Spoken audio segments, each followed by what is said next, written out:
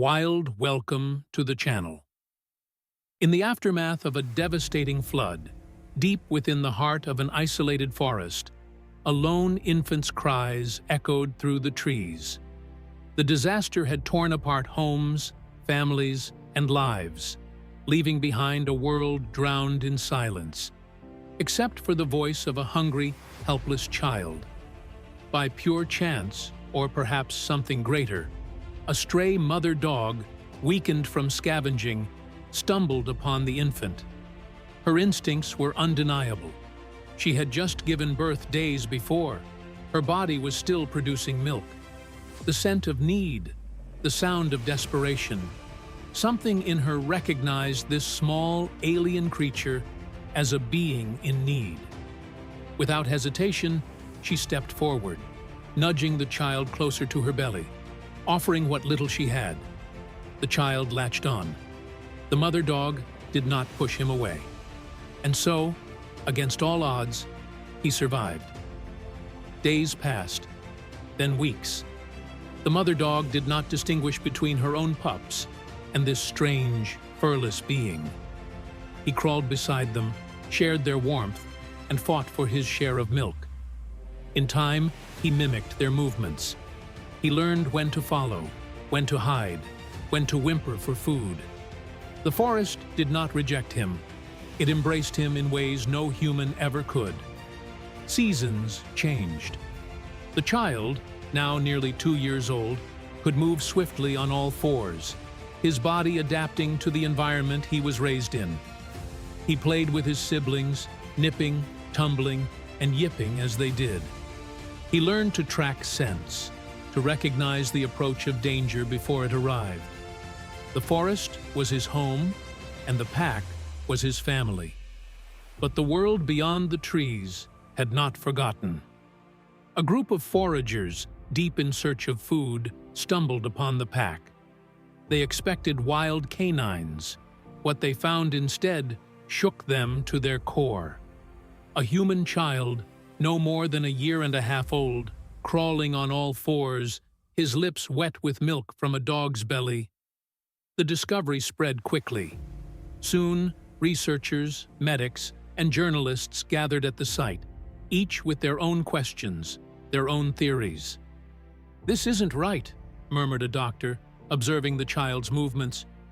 "His body isn't meant for this. How has he survived on dog's milk alone?"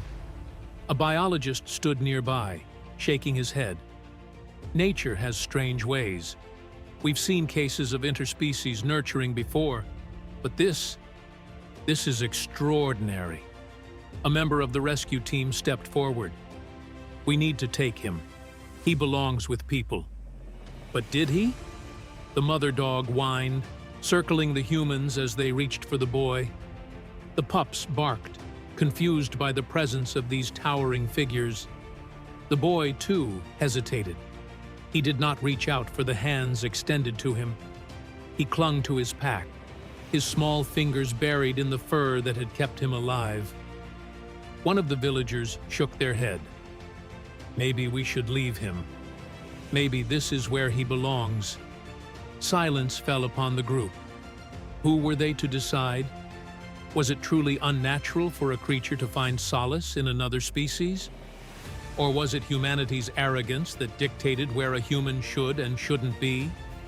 The discussion raged on. A journalist asked, "What happens when we take him back? Will he adjust? Or will he forever be caught between two worlds?" A scientist argued, "His body needs human nutrition. He cannot sustain himself like this." But another countered, "He is sustaining himself. He is alive, isn't he?" And then there was the question no one dared to ask aloud. What if removing him does more harm than good? After much deliberation, the choice was made. The child was taken, wrapped in soft fabrics, and carried away from the forest. The mother dog howled, a long, sorrowful cry that echoed into the night. In the days that followed, attempts were made to reintegrate the boy into human society. He was given food, clothes, and shelter. But he refused to eat, unless he could lap the food with his tongue. He shunned soft bedding, preferring the cold hardness of a floor. He whimpered at night, curling his fingers as if searching for fur to grasp onto. Weeks passed, then months. He was taught to walk upright, yet his posture remained hunched. Language lessons began, yet his first instinct was to communicate through gestures and sounds, much like his pack once had.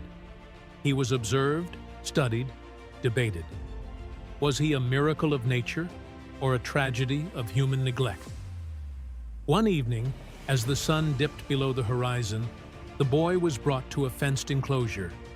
Inside, a single dog, his mother, waited. Her ears perked, her tail lifted in anticipation. He approached the fence, pressing his small hands against the bars. She licked his fingers through the gaps, whining softly. For the first time since he had been taken, his eyes filled with something unrecognizable to his captors. Recognition, longing, perhaps even love, but he was not set free. 1. Night, he disappeared. Some say he wandered back into the forest, drawn by the howls that had never truly left his ears. Others believe he was simply lost between two worlds, belonging to neither. Perhaps the question was never about where he belonged, but rather whether he ever truly needed to be taken at all. And so, I ask you, what would you have done? If you enjoyed this story and want to hear more, don't forget to subscribe for similar content in the future.